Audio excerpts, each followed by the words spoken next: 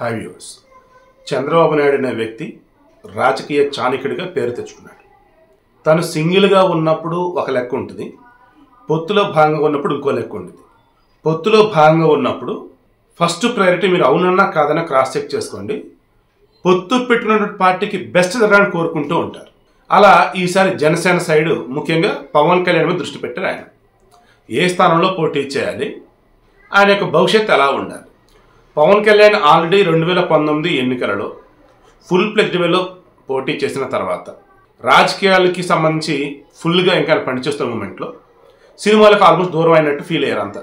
But party నడపాలంటే డబ్బు కావాలి, డబ్బు కావాలంటే ఇప్పుడు సినిమాలు తెచ్చినప్పుడు వేరే ఆల్టర్నేటివ్ లేదు, ఆయనకి ఓన్ బిజినెస్ లేవు.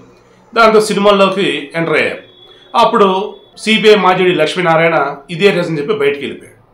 సరే, ఇప్పుడు ఆయన జై భారత్ నేషనల్ పార్టీ అనేది పెట్టుకున్నారు, okay let it be. So ఇంకా తర్వాత పవన్ కళ్యాణ్ చాలా ఎక్స్ప్లెయిన్ చేశాడు, నేను అనేవాడిని రాజకీయాలు అన్నవి ప్రజల యొక్క మేలు కోసం, రాష్ట్రానికి బాగు కోసం నేను చేస్తున్నాను, అంతేగాని డబ్బు ఏదో పోగు చేసుకోవాలి ఇలా లేదు. నాకు డబ్బు అనేది ఉంటేనే రాజకీయాలు నడపగలం, బట్ ఆ డబ్బు వచ్చింది నాకు సక్రమంగా కావాలి. నాకు వచ్చింది నటించడం, అది వస్తే అది చేస్తేనే, దట్ మీన్స్ సినిమాలు నటిస్తేనే నాకు డబ్బు అనేది వచ్చింది. సో అందుకే సినిమాలు అండ్ రాజకీయాలు నేను చేస్తున్నాను, నా జనసేన సైనికులను కాపాడుకుంటున్నా అన్నారు. దెన్ ఇటువంటి మనిషిని మనం చాలా ఉన్నతమైనటువంటి పొజిషన్లో ఉంచాలి అని ప్రజలు అనుకోవాలి. పొత్తులో భాగమైనటువంటి చంద్రబాబు గారు అదే అనుకున్నారు. అందుకే ఏం చేశారు, ఈసారి గతంలో పోటీ చేసినటువంటి గాజువాక, భీమవరం ఇవి కాకుండా ఈ జనసేనకు సంబంధించి అవునన్నా కాదన్నా ఈసారి కాపు సామాజిక వర్గం వాళ్ళు చాలా స్ట్రాంగ్గా బ్యాక్ బోన్గా ఉన్నారు. టికెట్ల విషయంలో కావచ్చు, రిమైనింగ్ మరికొన్ని విషయంలో కూడా చాలా జాగ్రత్తగా అడుగులు వేస్తున్నారు వాళ్ళంతా కూడా. ఎందుకంటే పవన్ కళ్యాణ్ చెప్పున్నాడు, ఒకే ఒక్కసారి నాకు అండగా నిలబడండి. వన్స్ జగన్మోహన్ గవర్నమెంట్ లేకుంటే, మన పొత్తులో భాగమైనటువంటి గవర్నమెంట్ కన్నా ఫామ్ చేస్తే, మన బలం ఏంటనేది మీరు నిరూపించి నాకు ఇస్తే అప్పుడు నేనేంటో చూపిస్తా అన్నాడు. దానికి కట్టుబడి ఆల్మోస్ట్ ఈయన వెనుకుంటూ ఉన్నారు. ఇలా చూసుకుంటూ ఉన్నప్పుడు పిఠాపురంలో దాదాపు 90,000కు పైగా కాపు ఓటర్లు ఉన్నట్టుగా తెలుస్తుంది.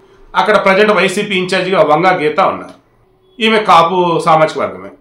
ఇప్పుడు ఇక్కడ పవన్ కళ్యాణ్ని పోటీ చేపిస్తే మరి ఆ కాపు ఓట్లన్నీ ఇటు కూడా టర్న్ అవుతాయి లేవా?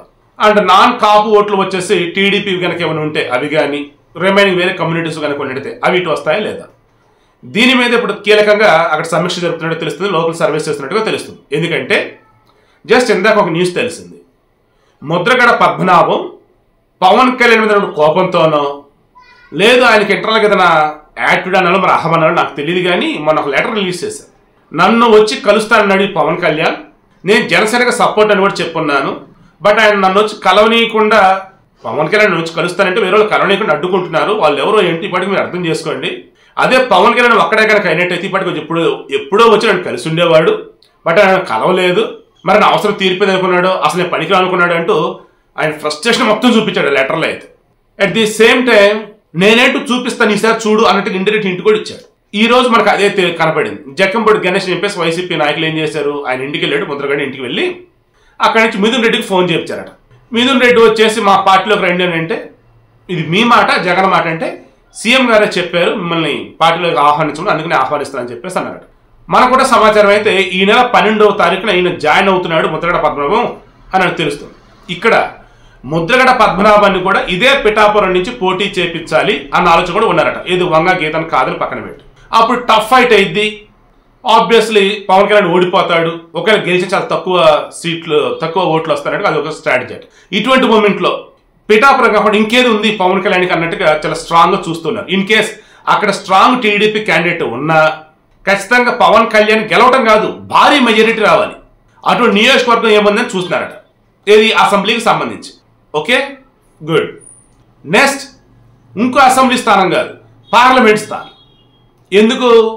పవన్ కళ్యాణ్ అసెంబ్లీ స్థానానికి గెలిచినట్టయితే రేపు రోజు అవునన్నా కాదన్నా, ఇది నా ఒపీనియన్, ఓకేనా, రేపు రోజు అవునన్నా కాదన్నా జనసేన కొంతమంది కానీ, ఈ కాపు నాయకులు కొంతమంది కానీ పవన్ కళ్యాణ్ని సీఎంగా 1 year చూడాలి, 2 years చూడాలి లైక్ అవకాశం ఇవ్వాలని చెప్పేసి కొంచెం ఎగదోయచ్చు.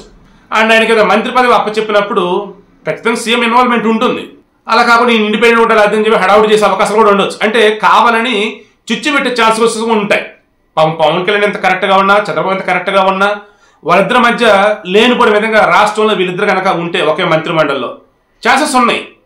ఛాన్సెస్ లేకుండా కూడా బ్రహ్మాండంగా వెళ్ళొచ్చు, నో డౌట్, వీళ్ళిద్దరు క్లారిటీతో ఉంటాయి. బట్ బయట ఊరుకోరుగా. సో ఇటువంటి అవకాశం ఇవ్వకుండా పార్లమెంట్ స్థానాన్ని కనుక ఇన్ని పోటీ చేపిస్తాం, ఒకటి అసెంబ్లీ స్థానం, ఒకటి పార్లమెంట్ స్థానం. పార్లమెంట్ స్థానాన్ని పోటీ చేపిస్తే ఆ పార్లమెంట్ సెగ్మెంట్లో ఉండే 5 నుంచి 6 అసెంబ్లీ నియోజకవర్గం గెలిచే ఛాన్సెస్ ఉంటాయి. తర్వాత పవన్ కళ్యాణ్ వచ్చేసి ఎంపీగా ఎలక్ట్ అవుతారు. ఆల్రెడీ ఎన్డీఏలో భాగం ఉంటున్నారు కాబట్టి ఈజీగా కేంద్ర మంత్రి అయ్యే అవకాశాలు ఉంటాయి. కేంద్ర మంత్రి అయితే ఇంకేముంది, పవన్ కళ్యాణ్ యావత్ దేశవ్యాప్తంగా కదా. సో కేంద్రం నుంచి నిధులు తీసుకొచ్చే విషయంలో కావచ్చు, పార్లమెంట్ ఆంధ్రప్రదేశ్ సంబంధించిన కష్టాలను ప్రస్తావించే విషయంలో కావచ్చు, ఎటు మంత్రిగా ఉంటారు కాబట్టి మిగతా మంత్రులతో మాట్లాడి ఏపీకి మేలు చేసే విధంగా కావచ్చు బ్రహ్మాండాన్ని అడుగు వేస్తాడు. తద్వారా ఏమైంది, స్టేట్లో చంద్రబాబు చూసుకుంటున్నాడు, సెంట్రల్లో వచ్చేసేమో పవన్ కళ్యాణ్ చూస్తున్నాడు. ఆహా సూపర్ కాదు వీళ్ళిద్దరు కాంబినేషన్ చెప్పేసి అనుకోవచ్చు. ఇదే చంద్రబాబు యొక్క ప్రజల మాస్టర్ ప్లాన్. జనసేన అధినేత పవన్ కళ్యాణ్ ఈరోజు చంద్రబాబు గారు ఇద్దరు మరల భేటీ అయ్యారు. రెండో దఫా మొన్న 99 సీట్లు ప్రకటించున్నారు. 94 వచ్చేసేమో టీడీపీ, 5 వచ్చేసేమో జనసేన. అయితే ఈసారి మరికొన్ని ప్రకటిస్తారని అంటున్నారు. మేబీ ఇప్పటికి లిస్ట్ వచ్చింది లేదు, నాకు ఐడియా లేదు. నాకున్న సమాచారం మేరకు ఏంటంటే పవన్ కళ్యాణ్ని అటు అసెంబ్లీ నుంచి ఇటు పార్లమెంట్ నుంచి రెండింటి కూడా పోటీ చేపిద్దాం ఆలోచనలో మన చంద్రబాబు గారు ఉన్నారని, అదే విషయం పవన్ కళ్యాణ్తో డిస్కస్ చేస్తే ప్లాన్ ఏంటి అని చెప్పినప్పుడు మన చంద్రబాబు మొత్తం ఎక్స్ప్లెయిన్ చేస్తే ఓకే అని అన్నట్టు మనకు తెలుస్తా ఉంది. ఐఎమ్ షూర్ ఈసారి రాజకీయాల్లో పవన్ కళ్యాణ్ దశ తిరగటం గ్యారంటీ. చంద్రబాబు యొక్క చాణక్యం ఇంత గొప్పదా అని ఆల్మోస్ట్ ఆంధ్రప్రదేశ్ ప్రజలంతా కూడా అనుకోవటం అయితే పక్కా, అందులో నో డౌట్.